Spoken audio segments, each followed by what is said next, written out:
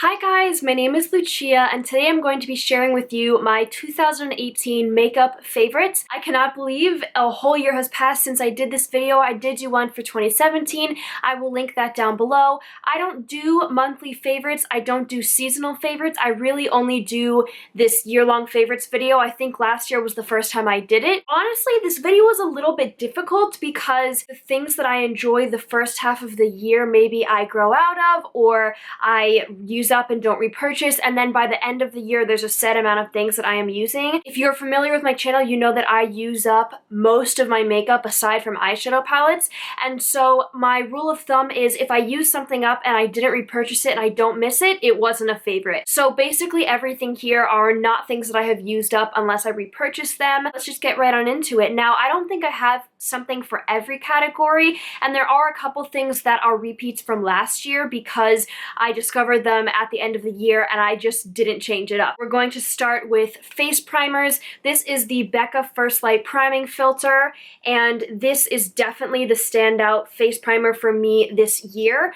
I started wearing foundation at the end of 2017. So I had owned foundations before, but I had never used them on a daily basis. I only wore them to film. And then at the end of 2017, I purchased my next favorite, which is the Fenty Beauty Pro Filter Foundation in the shade 150. This was in last year's favorites and it is still a favorite. I have not purchased another foundation besides this, and this is still the same bottle. Last year at this time I was using the Fenty primer and I liked that, but my skin has gotten so much more dry since that time, and this is a really hydrating primer. It is purple, but you don't see the purple on the skin. It's just very glowy, and actually recently this hasn't been glowy enough. I just wanted to mention I've been using this Perfectly Posh Dawn on Me Daytime Facial Oil. This is not in my favorites because it's the only facial oil that I've ever used. I don't know how it compares to other facial oils. This was sent to me, but just a face oil to go with my base routine. So I put on moisturizer, then the facial oil, then the primer, then one pump of the foundation, and it just looks beautiful. I'm wearing that today. I wear it every day and it lasts for so many hours. I am a college student, so my makeup is on for 10 to 14 hours every single day. The only exception is if it's a Saturday night and I'm going out and I'll just put makeup on for that night, but every other day, that's how long I wear makeup for, and this is a beautiful combination. Now, I do own another primer, but these two things are almost done, so I'm waiting till I finish this to really dig into that. This is about right here, and so is this. It's honestly crazy to me. This is the same bottle that I held up in last year's video, and I haven't run out of it yet. I do only use one pump, so it does last a long time, but definitely worth the money for this one. I got this during the Ulta 21 Days of Beauty. It was $16 instead of, I think it's $39. Every time Ulta does an event where they have a bunch of days of sales, like they did one for Black Friday, they do the 21 Days of Beauty. I think they do that twice a year. They usually have this, so I would really recommend waiting for that deal. Use up some primers you have in your collection now if you're interested in this. Wait till you get that deal. But yes, I love this combination. A face powder that has definitely been a favorite is the Maybelline Fit Me powder in the shade 120 Classic Ivory. I also had the shade 125. I think they're like the same shade, they're no different, but this is the set and smooth version. As you guys can see, I have pan on this, and like I said, I did use up another one of these this year. This is just a really nice face powder. It's from the drugstore. I think it's maybe $6 if you get it at Target. It's very nice. It does smooth your skin and set your skin, and you can't really overdo it. It doesn't get really gross and cakey. Now, I don't put a lot on because my skin is so dry that really any amount of a lot of powder will look cakey, but this is the powder that I've used that has been the least cakey, and it just looks very nice and natural. I feel like a good powder is good when you forget that it's on your face, or if it just makes your foundation settle nice into your skin, and that's definitely what I feel with this. So this is definitely a staple that I will continue to buy pretty much until my skin changes and I no longer like it. I have no interest in trying any others because it just works so well for me. Next for bronzers, this is the Too Faced Milk Chocolate Soleil bronzer. I've only had this for half of the year. These were all on sale at Nordstrom Rack. I picked up the Sun Bunny bronzer, the milk chocolate, and the chocolate. I still have the chocolate because I want to get more use out of it in the summertime, but this is the one that fits my skin all year round. And since I purchased this, I decluttered every single single other bronzer that I own except for the chocolate one, and this is the only one I've used. I'll link the declutter in which I did that because I was kind of surprised at myself. I was like, wow, I'm getting rid of every bronzer except for this, but the reason I like this is because it's a very neutral tone. I'm wearing it today. My skin always comes up a little more orange because my lights have a bit of an orange tint. This is a very neutral bronzer, and all the bronzers I had were too warm. My skin is neutral to cool undertones, and I didn't really realize that bronzers never really worked on me, and I always wondered, why don't I have a strong preference for a bronzer? And it's because they didn't look that good. So I really like this. I don't have an interest in buying any other bronzers. This is 10 grams. You can kind of sort of start to see the rings in the pan. I have no idea if you're going to be able to see that, but it would be really cool to hit pan on this next year. I know that people were saying the Physicians Formula Butter Bronzer is also very good for neutral undertones, and I would like to try that eventually, but like I said, bronzer never really looked right on me, so now that I found one that I like, I'm set. I don't think this is something you need to run out and buy if you don't already have it. It's just that my skin was so difficult that once I found this, I was like, this is great, this is amazing, I don't need anything else. Plus, it smells like chocolate. For blush, this might have been my favorite blush of last year, but it's still my favorite blush. This is Benefit Rockateur, and I am trying to hit pan on this in my project pan. I have not hit pan yet, but you can see a lot of the grid. This is just my favorite blush. I'm wearing it today. I have been wearing it in most videos recently since I'm trying to hit pan on it, and I did try a couple new blushes this year. I got sent some Coastal Scents ones, and I bought 2 Milani ones. I liked them, but this is my favorite. It's kind of more of a jelly formula. It doesn't really swatch very well. There is the swatch. Blushes never really swatch well on me. Usually every time I put my finger in them, I get hard pan. I don't know, I guess I have oily fingers or something. It's just beautiful. It is not pigmented in the sense that you really can't overdo it unless you do so much. Like, I'll coat my brush, put it on, coat my brush again, put it on. Muted nude cranberry tone. It's not matte, it has a sheen, but you can never detect it. It just makes your cheeks look lively. This is the shade that I blush naturally, so it just works so well for me in my undertones. It's just kind of perfect. It's such a perfect blush on me. I did want to give an honorable mention to the Milani Baked Blush in Luminoso. Now,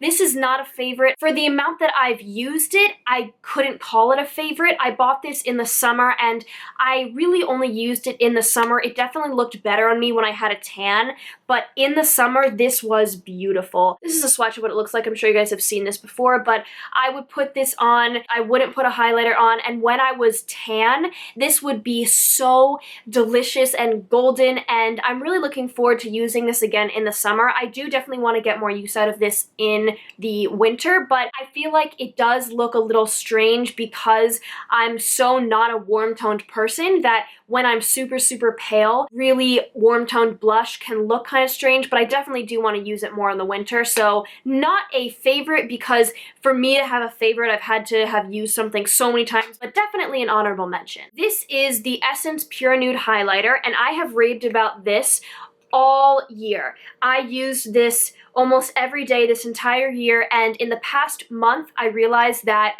it's too dark for me. So is it in this video? I mean, yes, this was my favorite highlighter all year, but now I realize that it is too dark for me. This is a swatch of it here. I don't know if you're gonna be able to tell that it is a little dark on my skin when the light is not hitting it. It has a peach undertone, but it's the most beautiful natural glow from within. I don't like super intense highlighters, so recently I have replaced it with the Laura Mercier Matte Radiance Baked Highlighter in Highlight 01. This is certainly not in this favorites video. I have only used this for a couple weeks, which for me, I could never make that a year-long favorite, but I just wanted to let you know I loved this, but going forward, I will be using this instead. This is also very beautiful. It's basically the same thing, but a little bit lighter. I'll give you a swatch of it. I am wearing it today. That is a swatch of the highlighter there, the Laura Mercier one. I don't really wear glowy highlights on an everyday basis anymore, but when I do, I am wearing the JCat Beauty You Glow Girl Baked Highlighter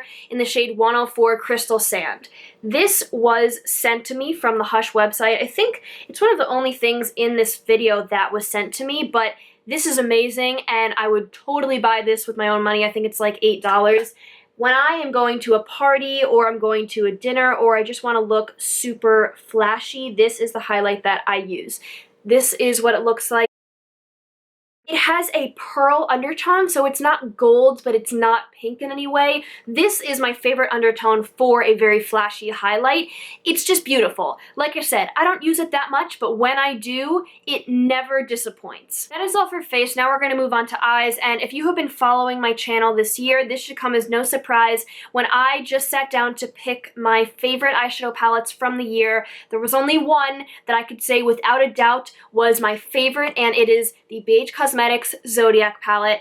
I talk about this all the time, kind of sound like a broken record, but it's just so good. This is what it looks like. You can see that I have hit pan in a couple of the shades, and a lot of the shades have been flattened out because these are baked, so it's a dome. This is just so good. It's just so good. This is a cool tones palette, which never really crossed my mind until I got the Zodiac Love Signs palette, which I just got and I will be reviewing soon. That's what I'm wearing today. That is very warm toned. The metallics in this are amazing. They are thick in the sense that they have a lot of pigment, but they're not chunky. They glide on so well. The mattes blend beautifully. I love the tones. It is something very unique. I always describe this as a galaxy type of eyeshadow palette. You know, they have these silvers and I don't know, there's just something about these tones that you don't find in other places. This is the one that I'm like, yes, I know without fail that if I pick this, I will get a look that I love. Now, there are a couple shades that I don't love, not because of the formula, just because of the colors.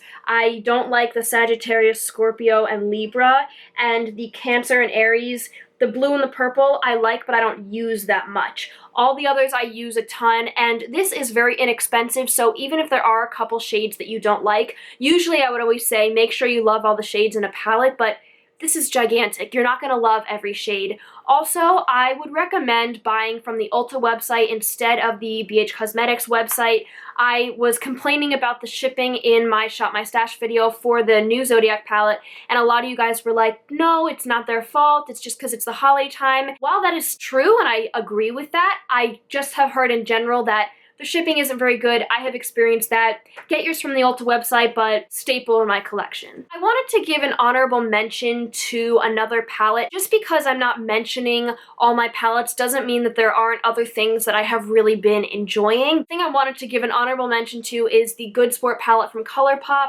I have a whole review video on this. I will link it down below. And the reason this is not in my favorites is because I pulled this for 2 months in my Shop My Stash, and I haven't used it since because those were the past 2 months. And I kind of have this rule of thumb where when I pull something in my Shop My Stash the first time, even if I love it, until I go back to it, it can't be a favorite. Because until I go back to it a couple months later and I see, am I still loving it, am I still using it, how can I say it's my favorite thing? So that's why this is not a favorite. Also, this is such a fall palette that I know I wouldn't use this all year round. I don't think I'm going to be using this that much in the spring, and so that's another reason why, even though this is so good, it's not in my year-long favorites. If I was doing a fall favorites video, without a doubt, absolutely, this would be in the video, but I just wanted to give an honorable mention. I love the Colourpop formula so much, and yeah, it just felt wrong to not say anything about it. This is the Stila Glitter and Glow liquid eyeshadow in the shade Diamond Dust. And I love this. If you can see, I have used so much of this to the point where I think I need to take the stopper out soon. It's getting really hard. See, yeah, I'm trying to give you a swatch and nothing is coming out on the brush. There is a lame swatch of it. I need to take the stopper off because I've used so much of it, but this has completely changed the way that glitter is being used on the eyes. I, without a doubt, think that Stila changed the glitter eyeshadow game. Before that, I was just using a NYX glitter with the glitter primer. Real fast sidetrack, I forgot to mention, this is a favorite. This is the NYX glitter primer, and I never ever used this until I was watching YouTube over the summer and I saw a lot of people using glitter primer under their metallic shadows. And I was like, why would you do that? You already have an eyeshadow primer. And then I tried it and I was like, And now every single time I do my eyeshadow, I put this under my metallic shadows. Every video you have seen of me so far since I came back to school, this has been under my eyes because it's amazing. It's so good. I don't think in particular this glitter primer is better than any other glitter primer. I just think that this is really inexpensive, and glitter primer is so helpful to make the metallics pop more and last longer. Definitely recommend that. But anyway, going back to the Stila, before the Stila, I would use loose glitter on top of this and it would just get messy. And now with this, glitter is so easy. You can just put this on your lids. I put this on my lower lash line. I can put this on my cheeks. You can put it anywhere. You can have control of where you put it. You don't have to put glue and then it creases and whatever. It's just beautiful. And when I use this up, I definitely will repurchase it. I really like this shade because since it's basically rainbow flecks of glitter without a base, it works with anything. And now I'm kind of bummed that I can't give you a good swatch of it, but yes, the stopper will be coming out, which I think is crazy because that just goes to show how much I've used this and how much I love this. For mascara, this is nothing new. This is the Tarte Lights Camera Lashes mascara. This is my all-time favorite. I have it on my lashes today. I have it on basically in every video, and this is what the brush looks like. I've gone through so many tubes of this. It's just perfect for my lashes. I do go in with an eyebrow spoolie before I put this on just to separate my lashes because I was finding at one point that it was getting a bit clumpy if I did not do that. But it's just the perfect combination of lengthening and volume. It gives so much of both of those for me, and I just think it's unbeatable. Now we have lip products, and I just want to say this was a little tricky because I definitely don't have a lip product that I think is my holy grail lipstick. I don't have one of those. Lipstick, unlike most people, for me is something that I use up completely. Unless it's a super bright color, when I buy a lipstick, I expect to use it until it's done. And for the most part, I have not found a lipstick that I must repurchase after I use it up. But that being said, I did pick out the lipsticks that I have been really enjoying this year. I'll start with the Revlon Balm Stain in the shade 001 Honey. Now, this is a special product because I have summer products in my collection that I really don't use any other time, and this is kind of like that. I use this sometimes year-round, but summer is when I used up almost all of this. So this is all I have left, which goes to show you how much I used this, and this really is more of a balm stain. It doesn't stain your lips all that much, but it definitely is more sheer than normal lipsticks, and in the summer, it's so beautiful. I don't love pinks on me.